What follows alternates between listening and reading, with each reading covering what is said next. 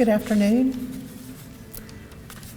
I'm Lynn Hogan, the Nursing Department Chair, and if you're able, would you please stand at this time as I invite Christy Fuquay to the podium for our invocation.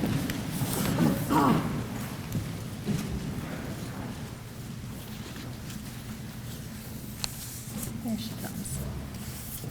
Christy's going to open our celebration.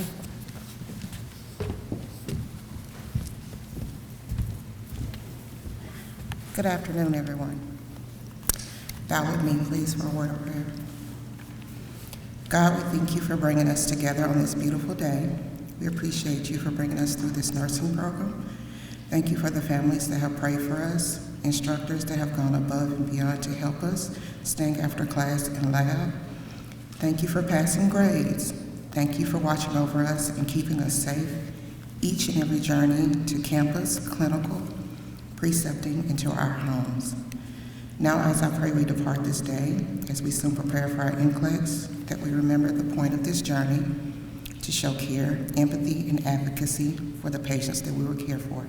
In Jesus' name, amen.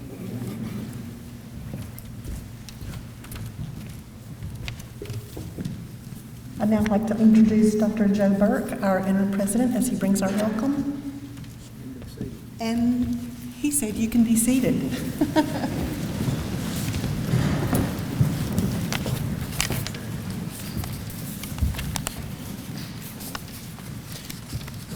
Thank you. I appreciate that prayer. Thank you for passing grades and help us with the NCLEX, right? We appreciate that. Good afternoon. On behalf of the entire Calhoun Community College family, it's a great honor to be here with you today to welcome you, your families and friends as we celebrate this milestone in your lives. As nursing students, as you know, you have chosen a most noble profession, and I commend you in your dedication, your commitment, and your compassion. I know that at times throughout your studies you felt overwhelmed, but you persevered and have reached an important pinnacle in your life. I'm very proud of your accomplishments. As you leave Calhoun to embark on your career as a nurse, I trust that you will take with you fond memories of your time here, and that your passion for caring for others will always burn brightly. Congratulations on your accomplishments and best wishes for a very successful and meaningful career. Thank you.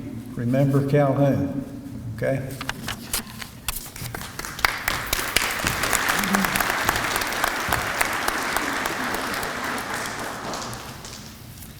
Thank you, Dr. Burke.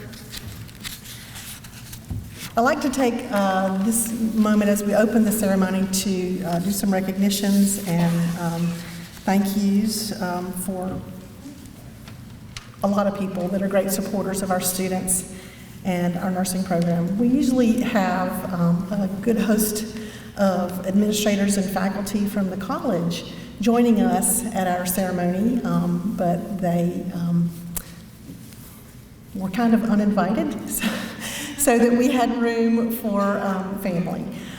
So I still want to mention the great support we get from our president, Dr. Burke, our vice president of academic affairs, Dr. Alan Stevenson, our vice president for student success, Dr. Patricia Wilson, and her host of directors in admissions and advising, in financial aid, career services, and ADA services. They are always at the ready to answer questions, not just for students, but also for me. So I certainly appreciate their support. Our Dean of Health Sciences, Brett McGill, is your biggest cheerleader. He is a great supporter of our program, and it's hard to keep up with all the bright ideas he has for nursing. I also want to recognize the nursing faculty. They're dispersed all across the gym today with lots of duties as we do this ceremony differently. But if the nursing faculty would just stand and wave and be recognized.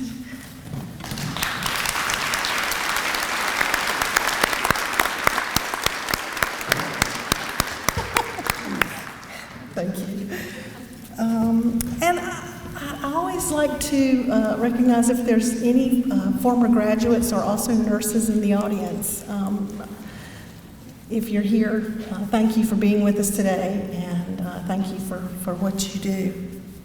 But most of all, I think you guys probably want to say thank you to your family and friends. So if y'all want to stand up, students, and give your family and friends a round of applause.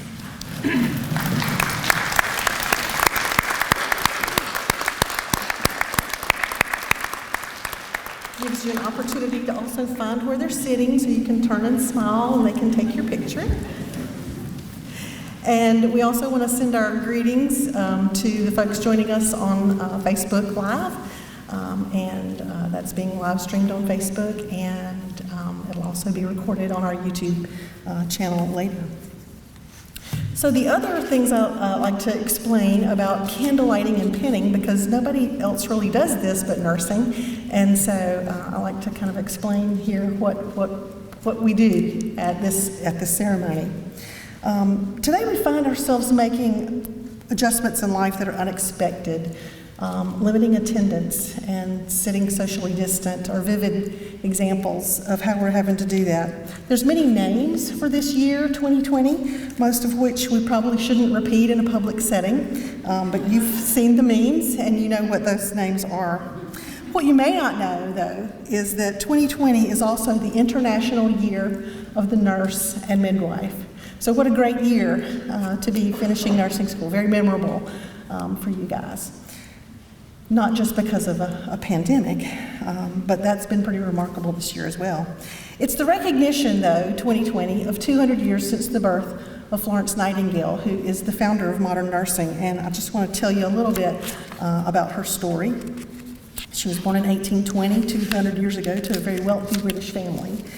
Her father taught her Latin, Greek, Italian, math, and science, which was not the norm for women of her age and time.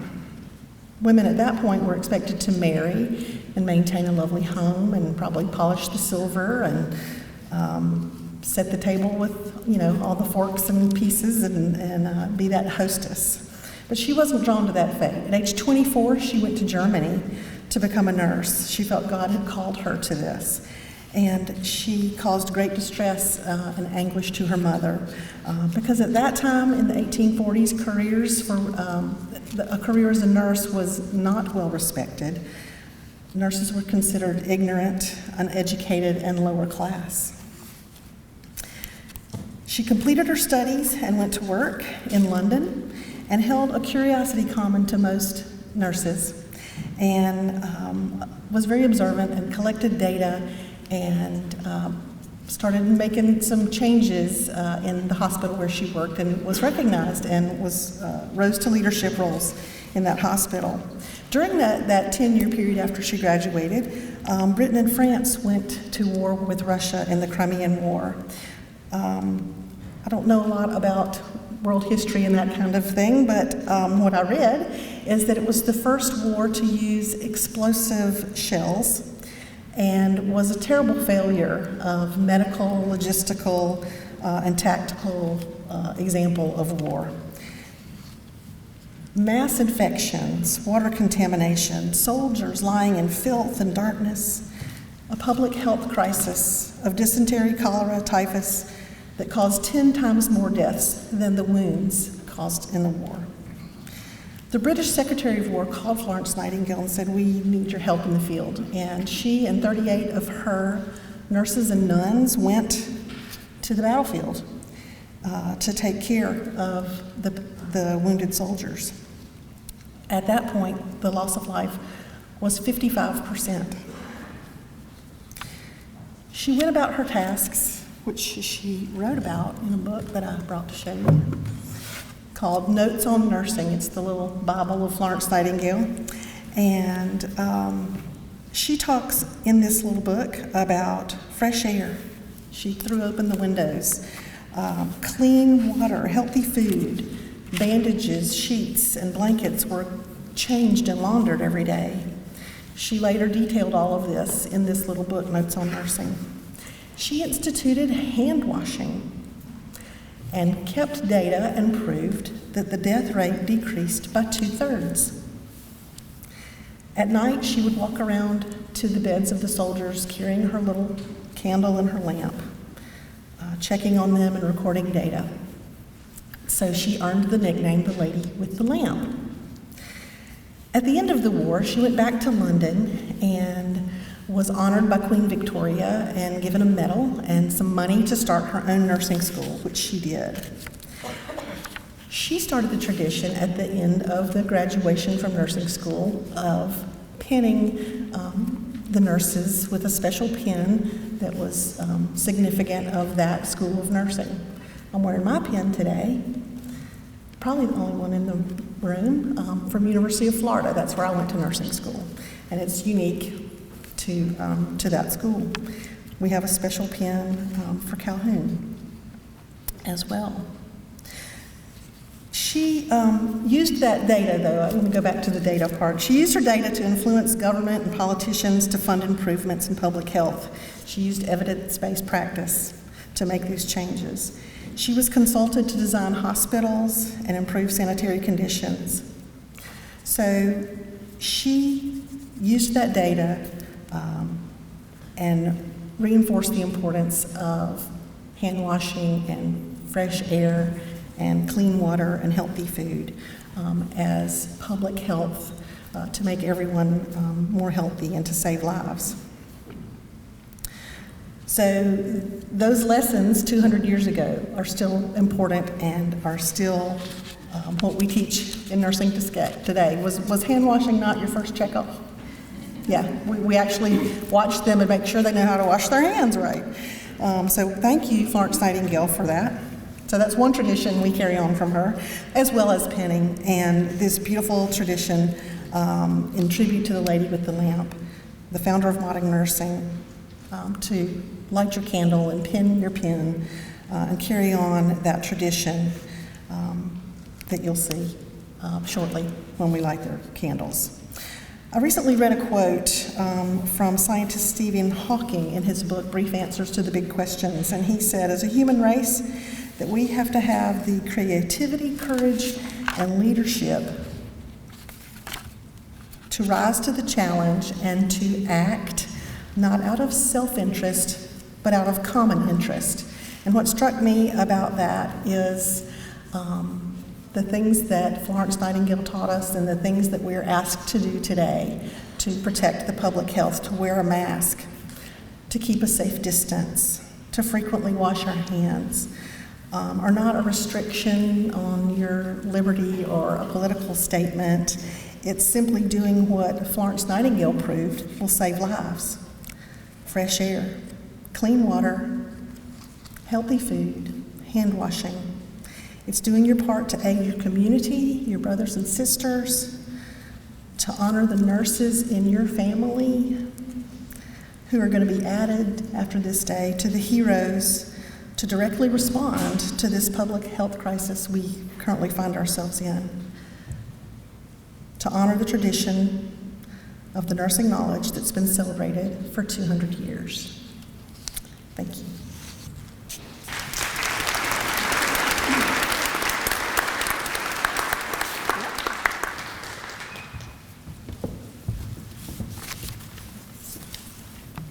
Good afternoon. On behalf of the entire Health Science Division, I want to congratulate you on your accomplishment. You've come a long way, and the road traveled was not an easy road, especially now. The nursing program is one of the most difficult, challenging programs, if not the most challenging programs we offer here at Calhoun Community College.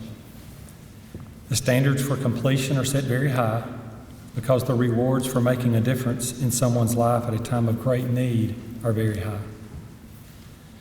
Students, you've completed your education, or at least this part of your education, and soon you'll enter the workforce. I want to remind you that don't let this pinning and graduation ceremony be the end of your educational journey. Continue working at life as hard as you've worked to complete this nursing program. Dr. Hogan has already thanked the nursing faculty, but I too want to thank the nursing faculty, and they were spread out among the back and along the front. The amount of work that this faculty has put in is equal to the amount of work you've had to put in during this time. We have proven that we have presented and are presenting nursing education in a way that no one ever thought we could, with virtual, with simulation, with all the different things that we used to think, nah, we can't do it that way, we have to do it this way. But these ladies and gentlemen have put their heads together and they've come up with some of the qualities that Dr. Hogan just described in order to present you with an opportunity to fulfill your lifelong goal. And I'm so thankful for what they've done. I now have the opportunity to introduce our speaker for today's event. Mr. Jody Marks is a proud 2012 graduate of the Calhoun Community College Paramedic to RN Mobility Program. He spent 10 years in the field as a paramedic prior to transitioning into nursing. He has worked in pediatric intensive care, pediatric critical care transport, and post-anesthesia care. He is now an adult acute care and family nurse practitioner and currently does private family practice in Decatur and has done that for the last couple of years. He works as our adjunct and teaches in the LPN Paramedic to RN Bridge program. He holds a bachelor's degree in professional biology from the University of North Alabama and a master's degree from the University of South Alabama. Please join me in welcoming Mr. Jody Marks to the stage.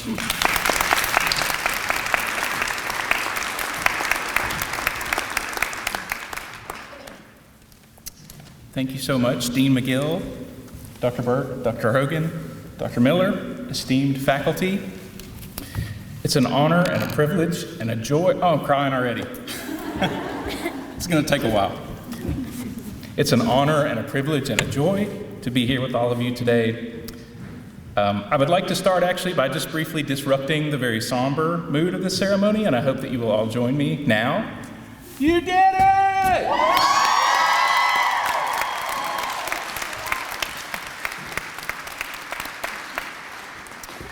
Thank you. This might actually be a good place to stop. I've never been a keynote speaker before, so in preparing, I've been watching a lot of YouTube videos of commencement addresses given by celebrities over the years. You know, students at Ivy League schools like Dartmouth and Harvard and Yale get these people like Oprah and Conan O'Brien, Justice Sotomayor, Jon Stewart to come deliver their commencement addresses. But for whatever reason, you didn't go to a school like that, so look who you get. You get what you pay for, I guess. But seriously, I made the same choice you did in pursuing my nursing education here at Calhoun, and I've never regretted it. Honestly, there have been times here and there when I felt looked down on by other nurses who chose to get their nursing degrees from four-year universities. But the fact is, I walked out of here with the same certification, the same license in my pocket, took the same great care of my patients, and went home with the same paycheck as those other nurses. And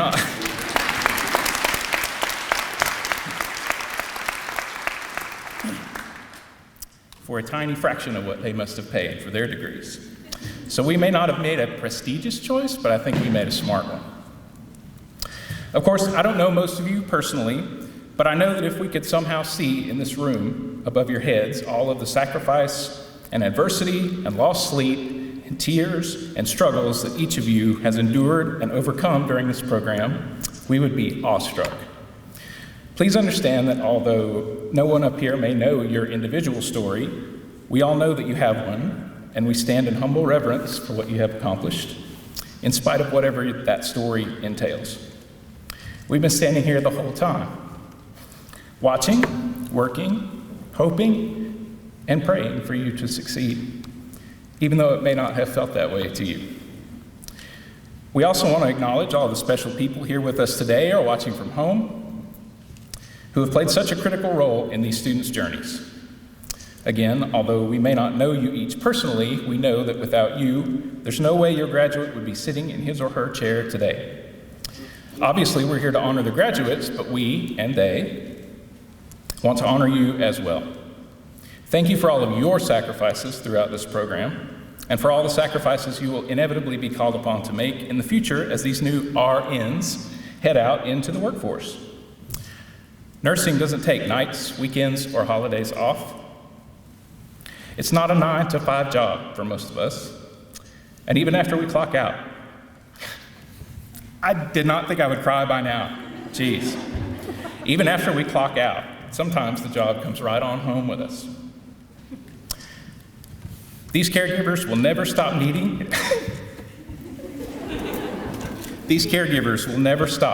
and being grateful for your support and understanding, even though, again, it might not feel that way to you. I think we've all heard enough about the pandemic and the election, so I'm not going to dwell on either one of those things. But there is an important aspect of our society that has revealed itself during the past few months that I think is very important for us as healthcare providers to take note of, and that is trust, or rather, the lack of it.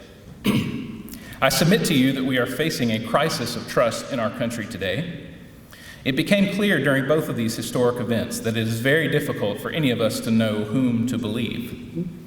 Suddenly, it seems that the voices of our government, our institutions, our experts, and our established media outlets are being drowned out by other, more sinister, more sensational, less reputable voices. And we can't tell the difference. During the past few months, I've been asked in all seriousness by patients if Bill Gates is going to put microchips into the COVID vaccines, or if there are microchips on the nasal swabs we use for COVID testing. It's no longer a given that anyone is willing to get a vaccine for anything, or to take medication to lower their cholesterol, or their blood pressure, or their blood sugar.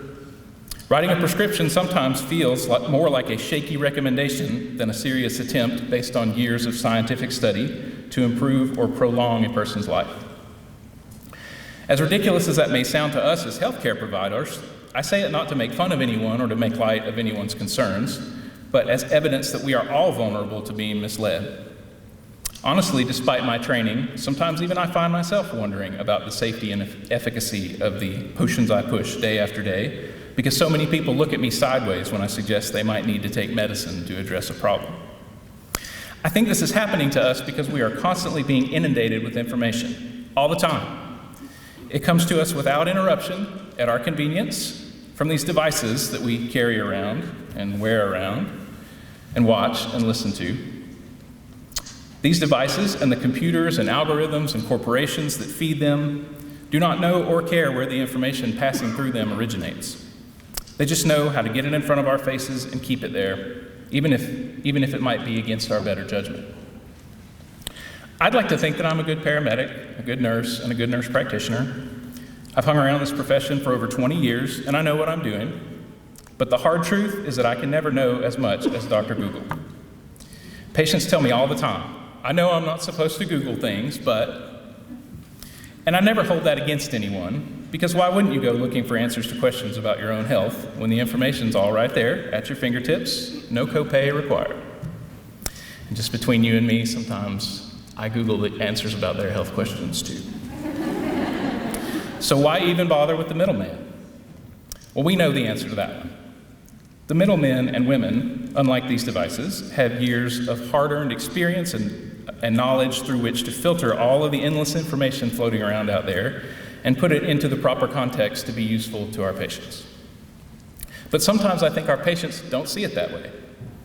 They come to us full of misinformation they have been receiving for years and distrust they have been building for years. And there's no way that just walking into their rooms with our badges and our stethoscopes and our scrubs and our pleasant smiles is enough to overcome that mindset. In other words, their trust is not given to us automatically. We have to earn it. I think it's actually against the law not to mention Florence Nightingale somehow during these things. So here's my segue into fulfilling that requirement. I don't think it was this way for Florence. I think when Florence came in to take care of a person, that person was likely inclined to do exactly as they were instructed, without question.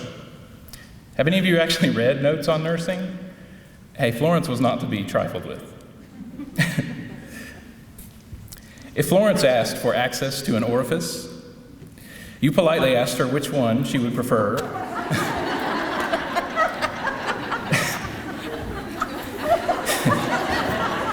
And apologized in advance for any inconvenience that your discomfort might have presented to her. There are still Florences out there in the nursing world. They're out there, and you'll still get to work with them from time to time. You may even be one yourself. But by and large, I think they are a dying breed. Most of us are merely mortal nurses whose names will not be mentioned during graduation speeches 100 years from now. And most of us are looked upon with polite indifference at best, or open hostility at worst by our patients until we prove that we are worthy of their trust. So, how do we prove it? In trying to answer this question, can you guess what I did? I Googled it. There are plenty of scholarly articles and studies out there about how healthcare providers can best go about building trust with patients. This would probably be a great classroom lecture, but since you're done with all of that, I'll just leave you, there it is. I'll just leave you with some bullet points in my own words based on my own experiences, both as a caregiver and as a patient. Number 1, show up. For your shift, for bedside report, for the call light, for scheduled medications and procedures, for follow-up appointments, for urgent needs and minor needs, and even just to check in for no reason. And keep in mind that showing up is not the same as being present, attentive, or engaged. It's not the same as caring. Quote, if someone is not spiritually present during a time when you need their help, how will their physical presence make a difference? Unquote. That's Shannon Adler. She's an author of inspirational books. Now, maybe Shannon Adler never did CPR on anyone, but you get the idea. You have my permission not to be spiritually present while you're doing chest compressions. Number 2, be honest about what you know and about what you don't know. People know that we're not Dr. Google, and no one expects us to be omnipotent, but they do expect us not to fake it. It's easy to fall into the trap of practicing defensively all the time. Sure, there are times when it is important to CYA. You can Google that one if you don't know what it means. But the overwhelming majority of our patients are not out to report us or get us in trouble or sue us. They're good people who need good people to take care of them. So be transparent about what's happening to them. Take credit for your victories, learn from them, and try to repeat them every time the situation calls for it. Admit your mistakes, learn from them, and try not to make them again.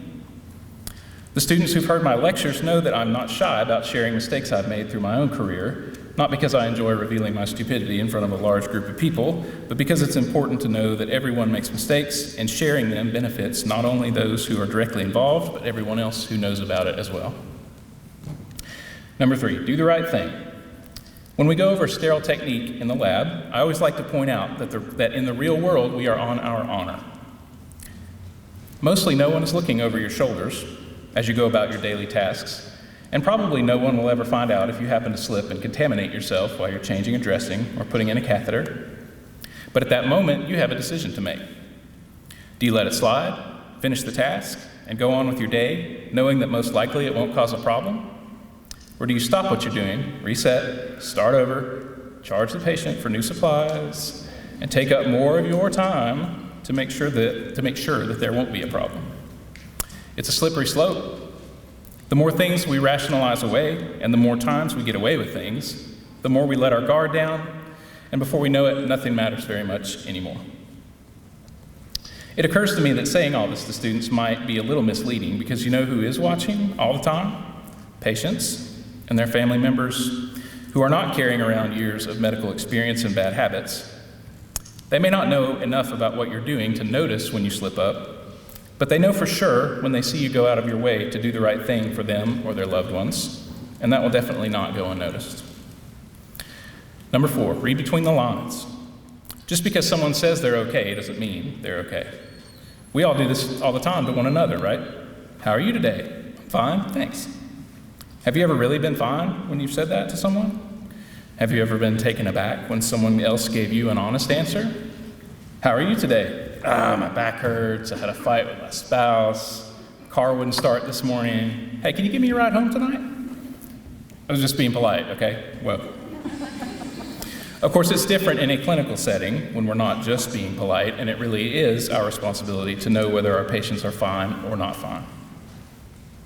Literally every patient I see every day tells me they're fine before they lay out their list of complaints, sometimes without even starting a new sentence.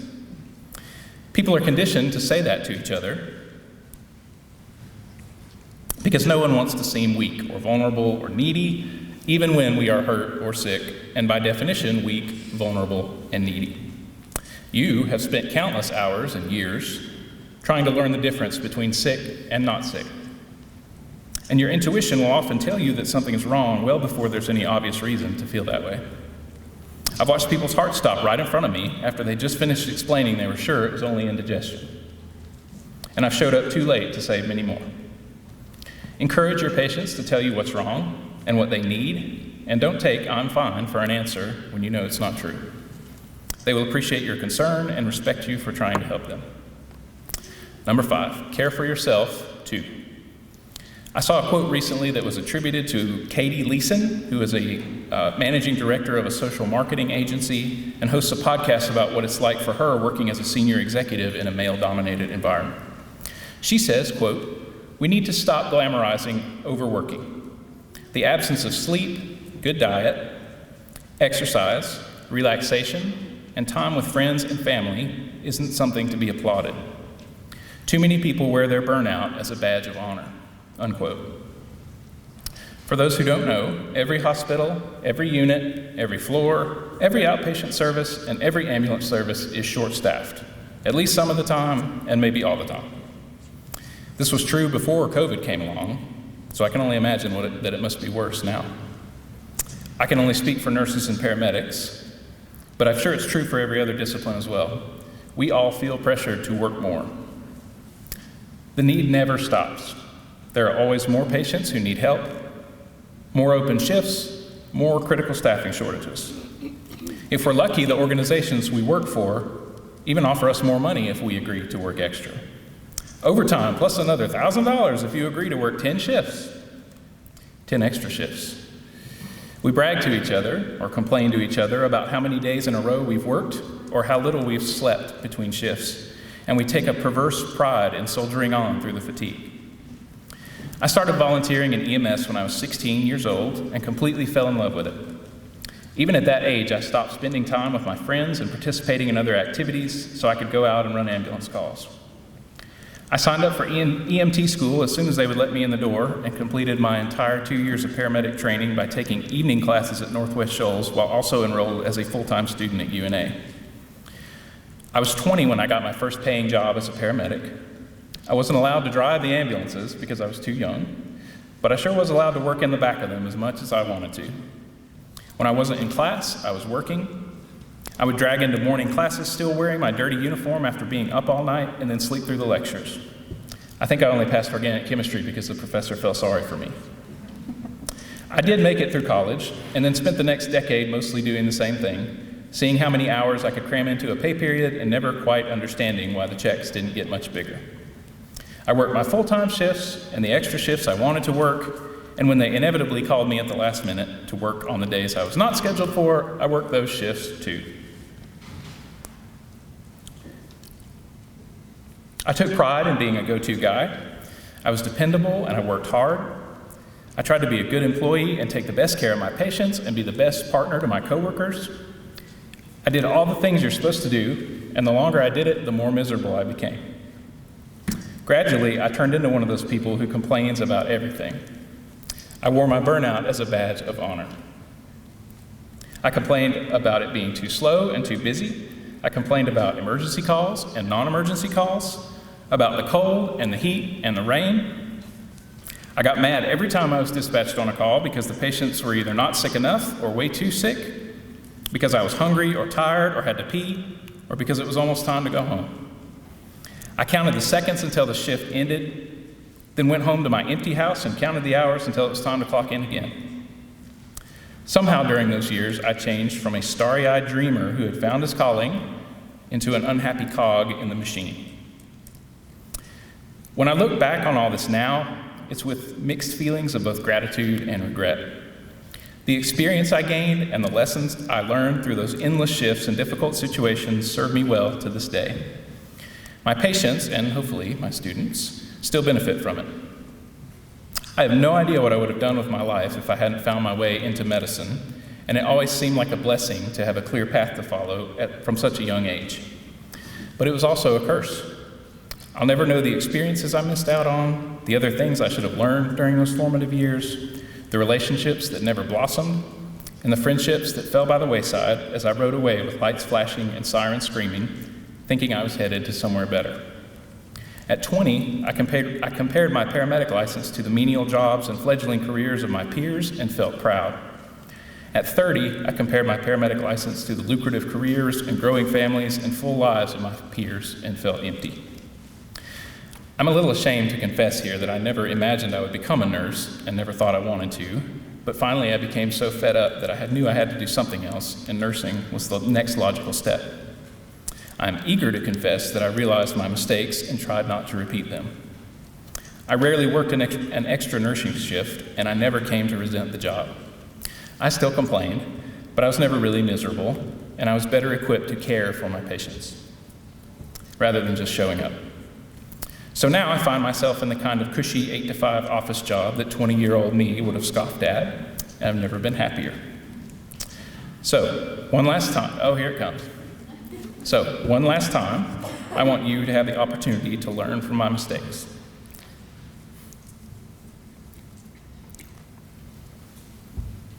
Do your best and be a great nurse while you're at work.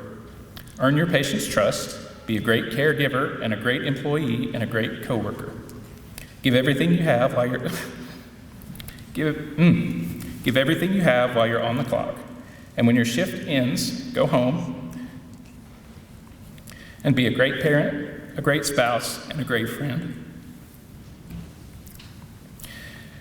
As I said before, you will inevitably be called upon to make sacrifices in this profession, but your own happiness should not be one of them. Again, thank you so much for the opportunity to be here with you on this great day. I wish you all the best, and I know that your hard work will pay off for yourselves, your families, and your patients. Thank you.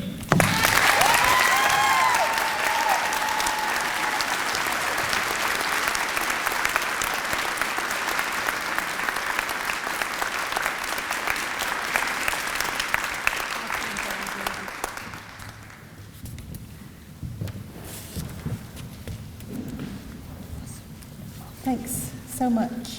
You're welcome. I think that was lessons we all needed to hear. I appreciate it.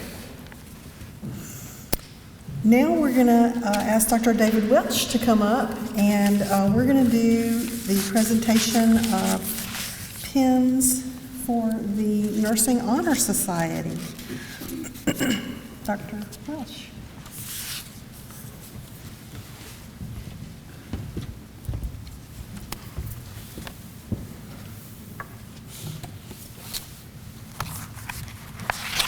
So right now we'd like to take the time to recognize the individuals that are being inducted into the Alpha Delta Nu Associate Degree Nursing Honor Society. Now each of these students have maintained a grade point average greater than 3.0 throughout their program, including their individual nursing classes. Now they've also worked together as a team to plan and carry out a community service project during their last semester. I'm now going to call each student, and if you would, stand and turn around so everybody can see you. Hold your applause to the end if you would, and let's recognize these students. Miss Sarah Bennett, Mr. Randall Bragg, Miss Elena Carrier, Miss Tia Cunningham, Miss Sarah Dillon, Miss Katie Elledge, Miss Jessica Eubanks, Miss Melanie Graham, Miss Marie Geis, Miss Nicole Jarvis, Miss Amal Khan, Miss Victoria Lachelle, Miss Donna Rodriguez, Miss Haley Rubley, and Miss Nicole Schofield. Let's give these students a round of applause, please.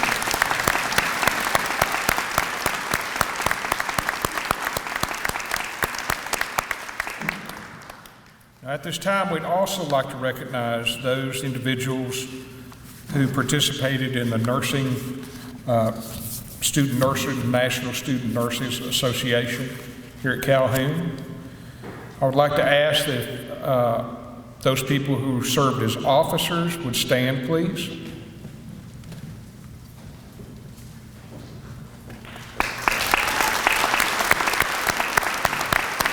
And those who participated as members, if you would stand.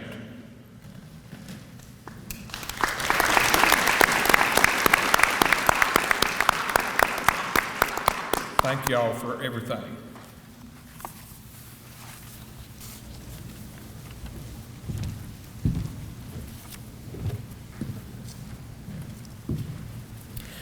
For each graduating class, the faculty select an outstanding student in associate degree nursing. These criteria include academic merit and a GPA of 3.2 or above, clinical performance displaying caring, compassion, and a striving for excellence in nursing care, one who maintains good relationships with peers and faculty and demonstrates professional behaviors expected in nursing, and has the potential for making a worthwhile contribution to the nursing profession. The student we, as a faculty, selected has demonstrated amazing perseverance and dedication and hard work like we've not seen before. I've told her story before, and she knows that I'm going to tell it again. And I'm just going to go ahead and tell you, it's Elizabeth O'Valley. And so,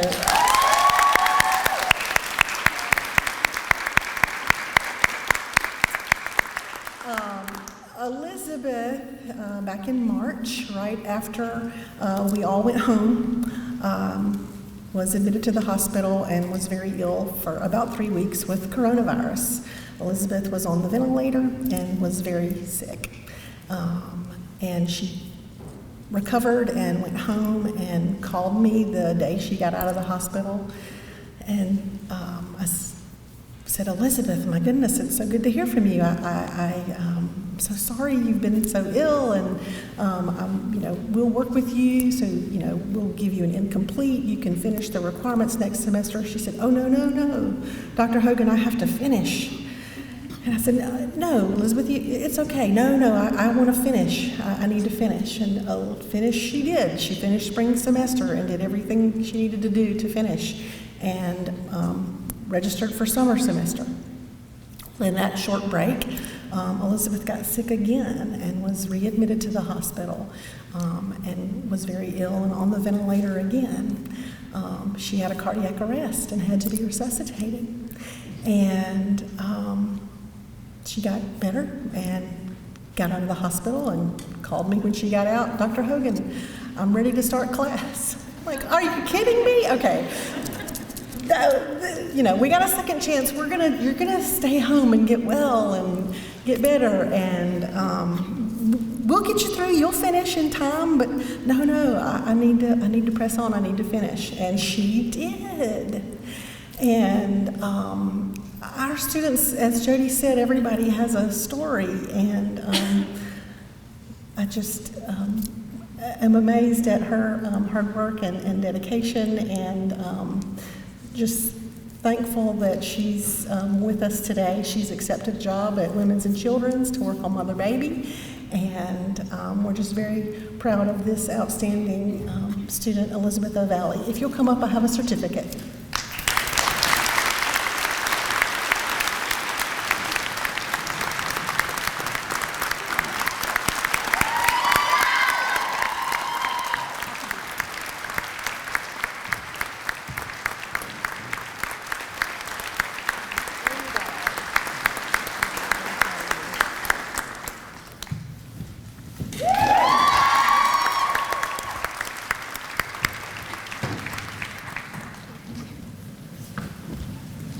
We're going to put her picture in the dictionary by perseverance. Let's move on to some pinning. How about? Dr. Miller, you ready?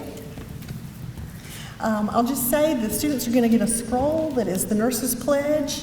We're going to come by and bump elbows, and I normally shake hands, but I won't be doing that. And then, of course, you're welcome to pick up a Nurse's Bible from the Gideon ladies that provide the Nurse's Bibles to us. Let's get it.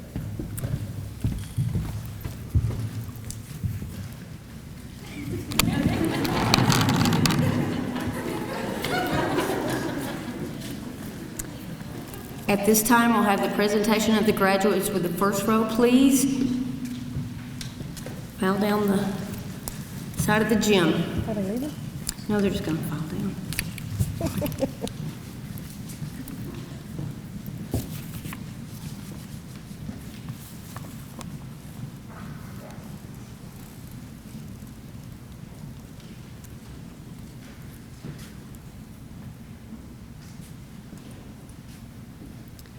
Katie Altenburn Doby.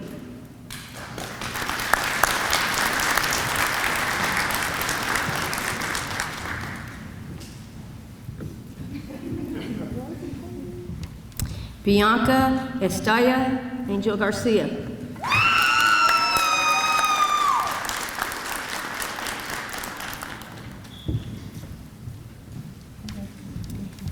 Susie Austin.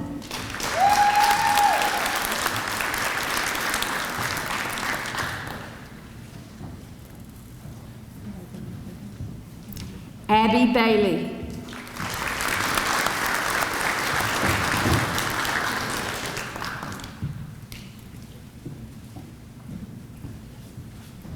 Lynetta Barrett.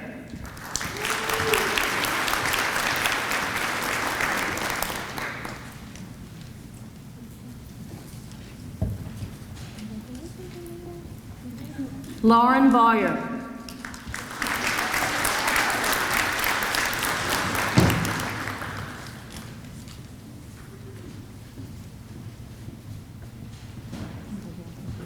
Brittany Beckwith.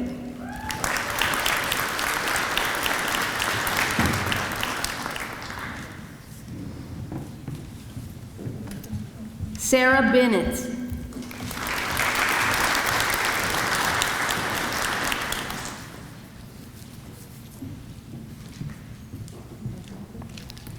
Lindsay Berry.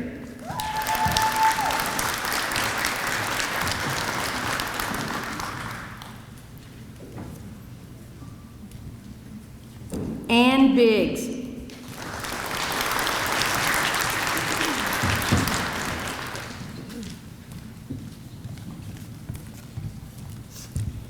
Jacob Boyard.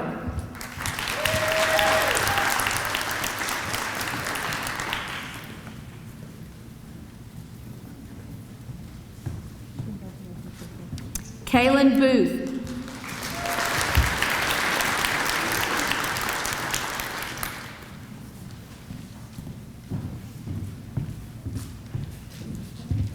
Randall Bragg.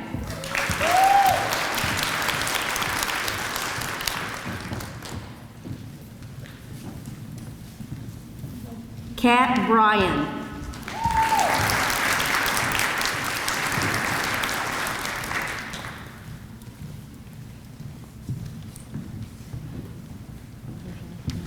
Robin Burcham.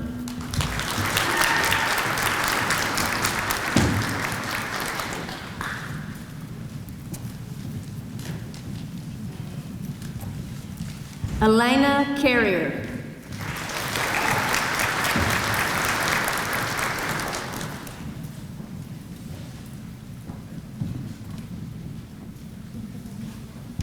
Cassandra Chittum.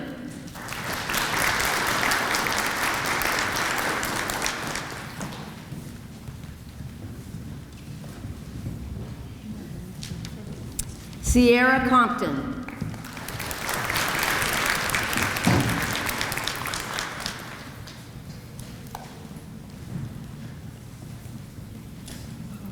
Dalton Cunningham.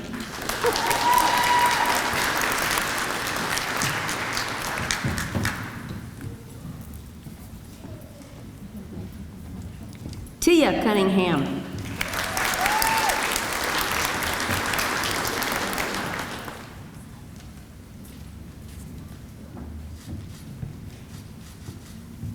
Cannon Curtis.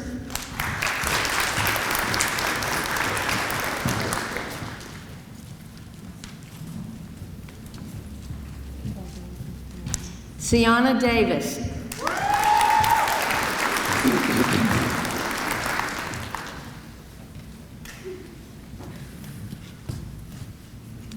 Sarah Dillon.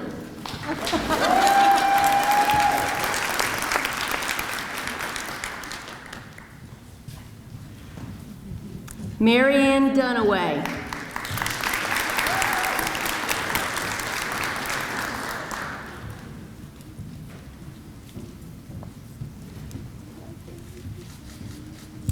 Katie Elledge.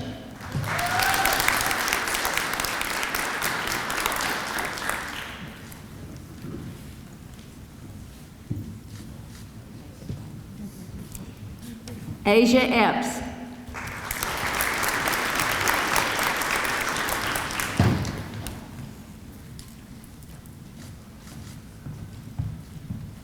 Jessica Eubanks.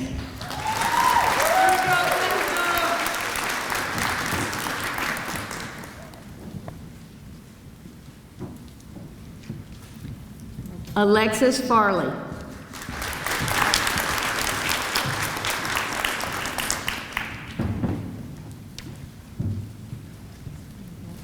Jamie Finley.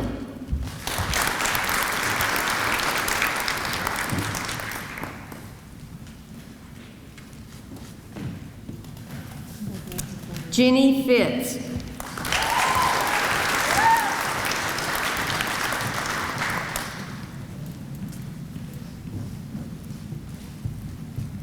Leslie Flournoy.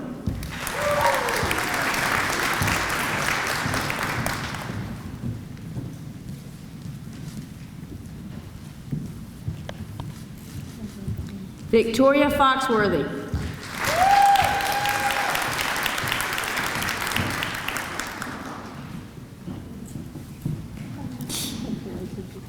Shelby Fuel.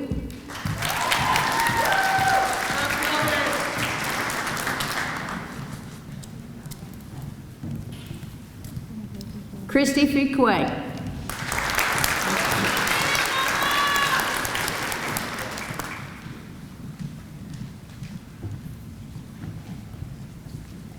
Brooklyn Gary.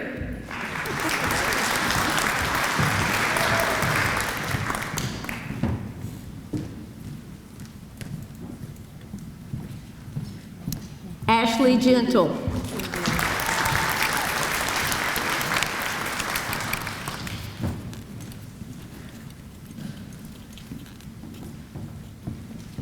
Courtney Gillespie.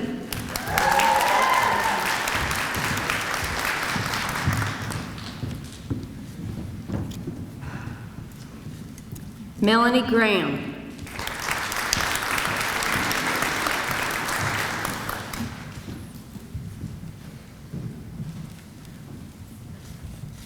Megan Green.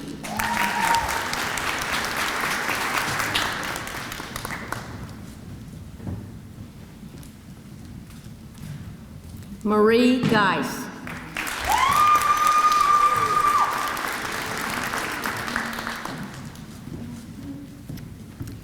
Jacob Hatfield.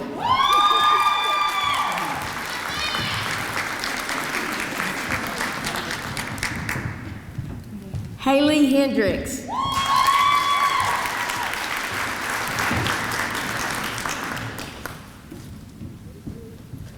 Shelby Hogan.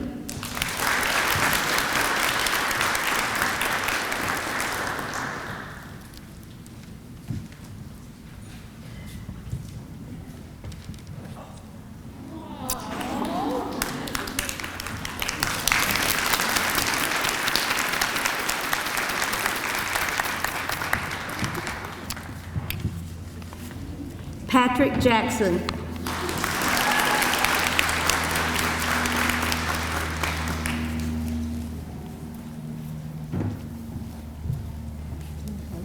Nicole Jarvis.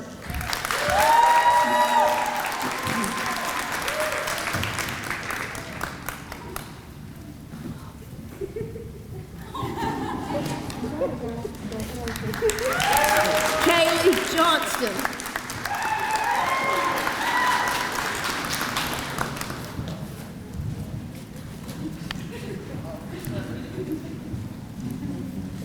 Jaden Condar.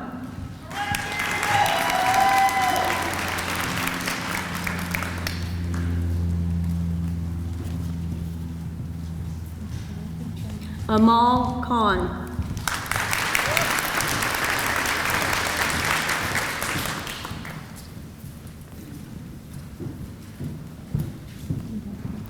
Shar Quammen.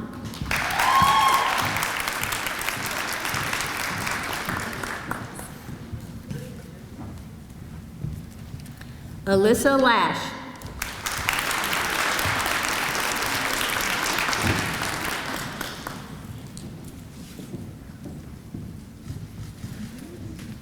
Julia Lawhorn.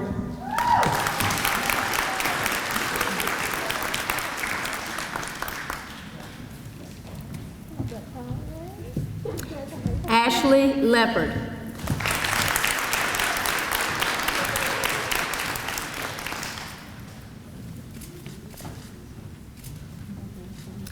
Emily Lewis.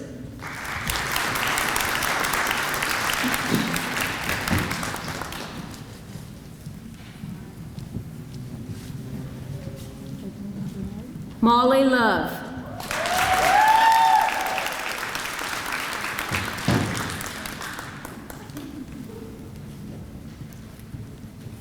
Tia Masters.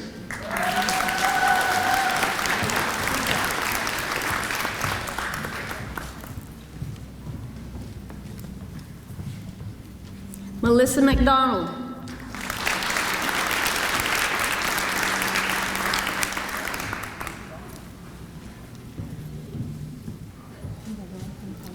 Kaylee McGuire.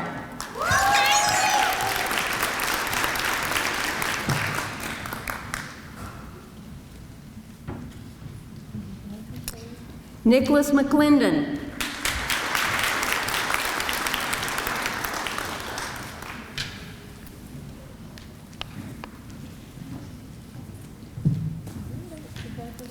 Stacy McMahill.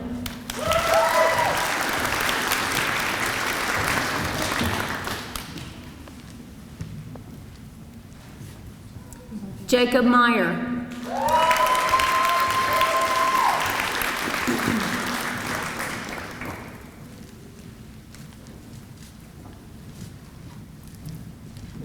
Marquita Mitchell.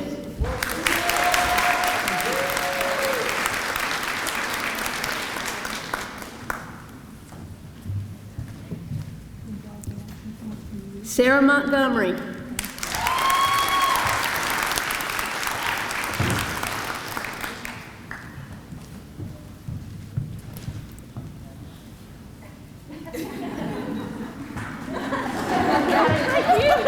Brandon Morissette.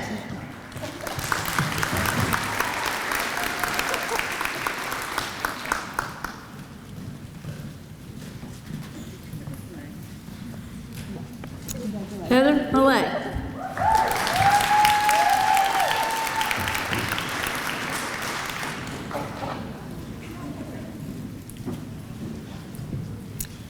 Catherine Murphy.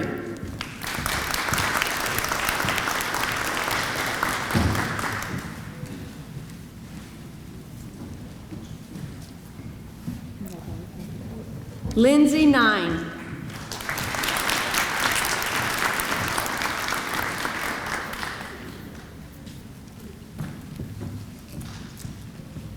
Elizabeth Ovalle.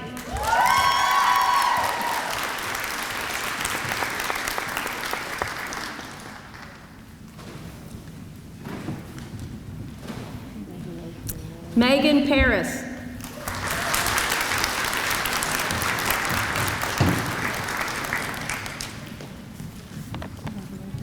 Brenna Parrish.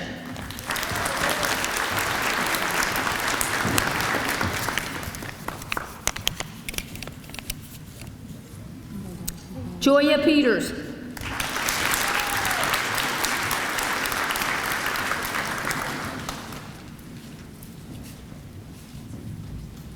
Jeremy Rader.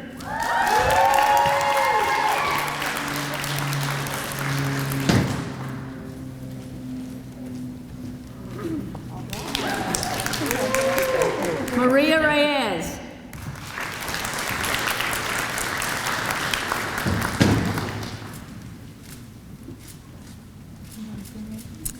Brittany Ristine.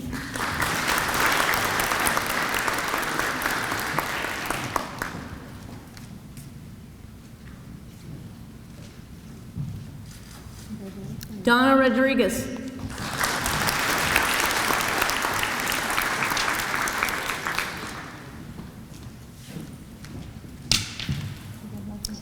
Talia Rodriguez.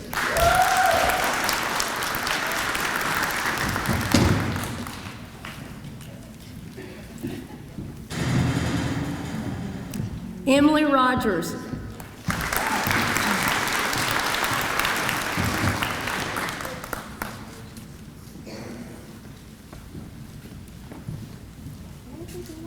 Haley Rubley.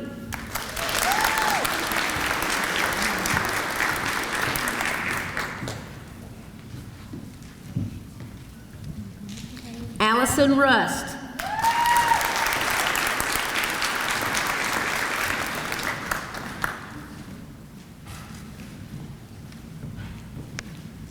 Nicole Schofield.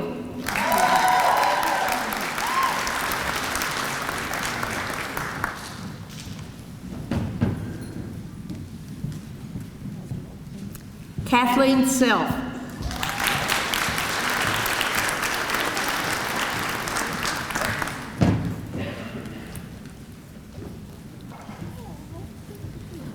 Alexis Shelton.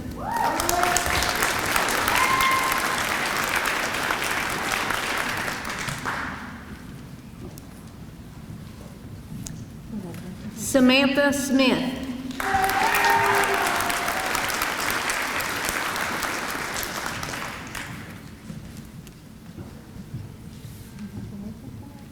Shayla Smith.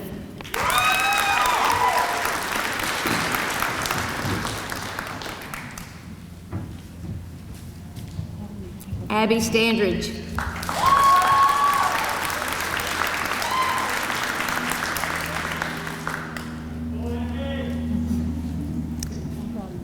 Jessica Steele.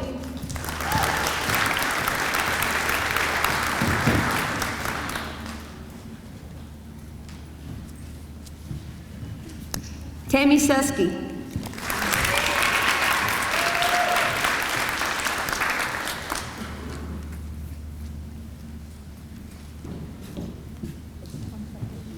Jessica Swain.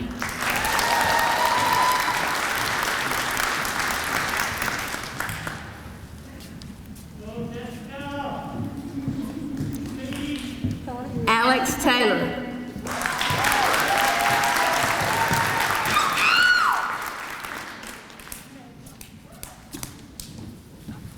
Mandy Taylor.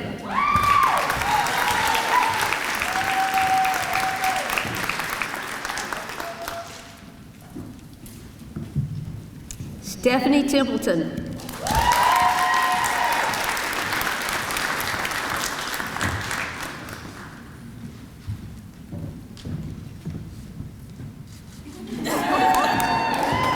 Megan Thompson.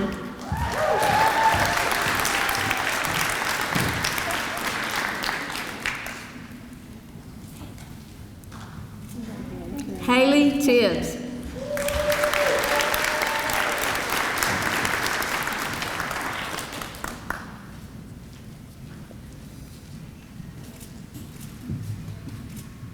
Roberta Ward.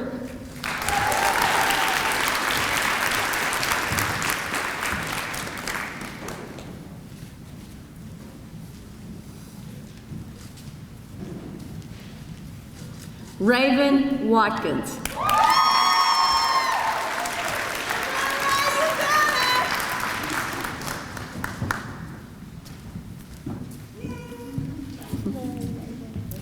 Chelsea White.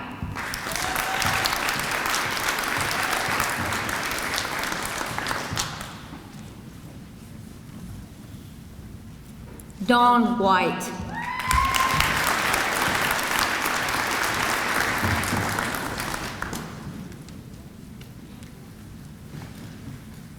Tashonda Williams.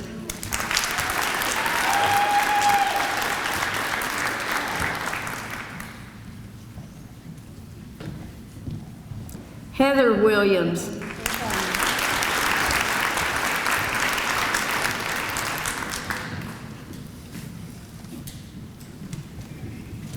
Hope Williams.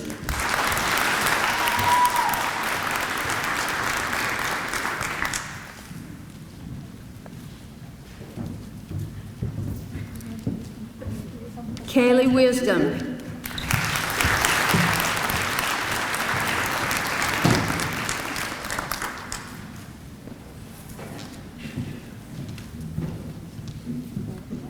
Josh Wood.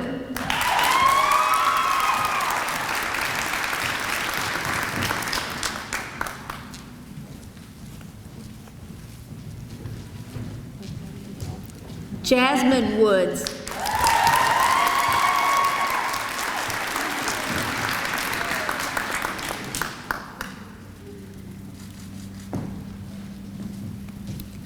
Emily Worley.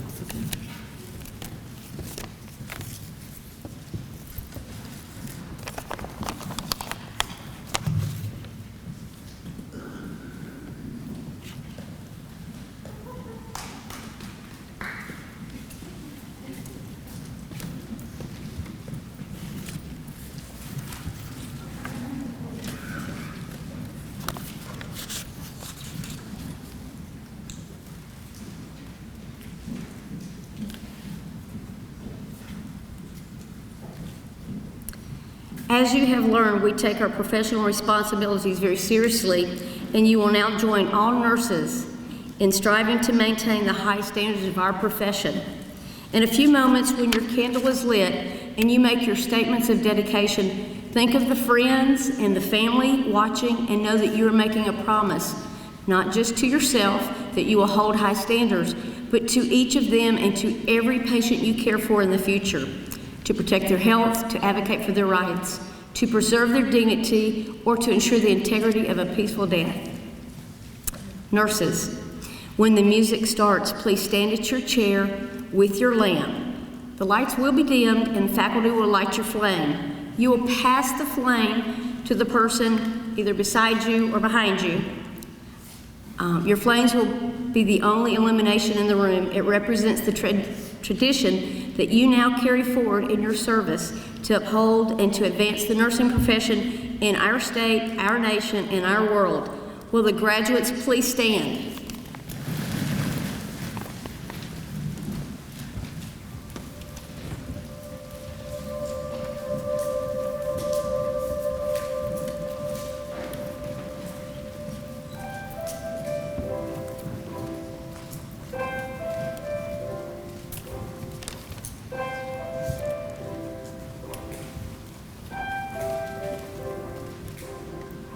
There is a candle in every soul, some brightly burning, some darkly cold.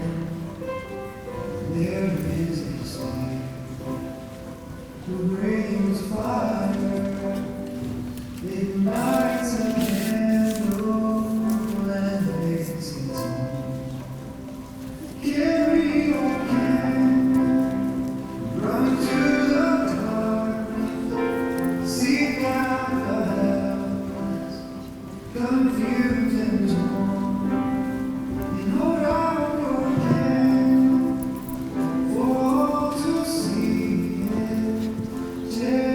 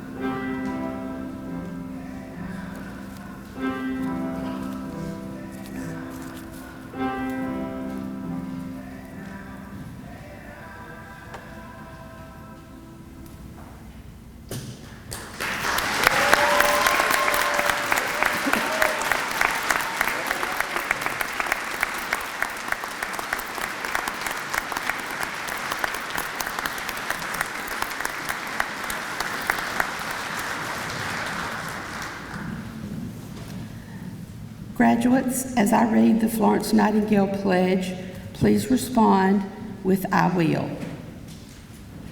I solemnly pledge myself before God and in the presence of this assembly to pass my life in purity and to practice my profession faithfully.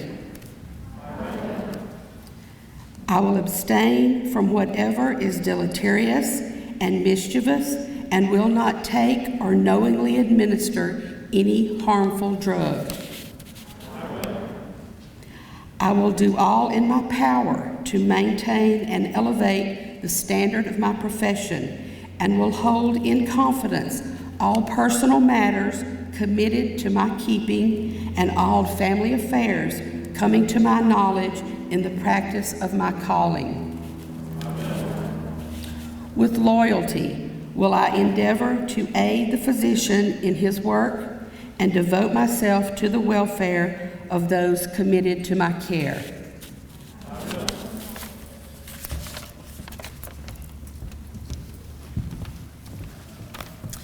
And you may extinguish your candle. At this time, the faculty of the Nursing Department of Calhoun Community College would like to welcome you into the nursing profession. We hope you'll always be devoted to ensuring the welfare of those entrusted to your care and that you'll never lose your desire to practice nursing competently.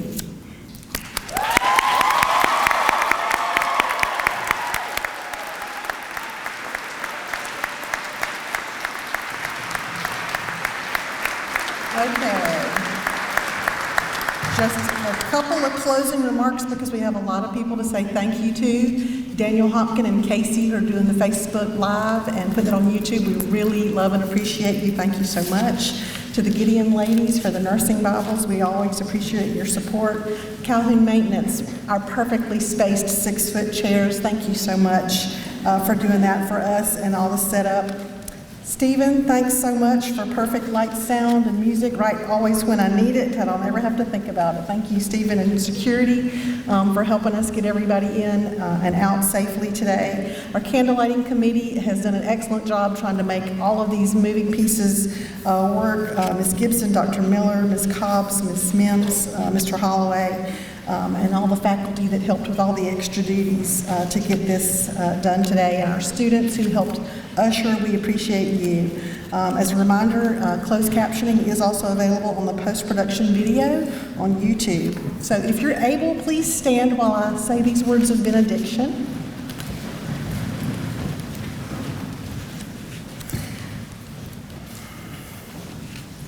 May the God who seeks you find you when you fall. May the God who loves you take delight in your living.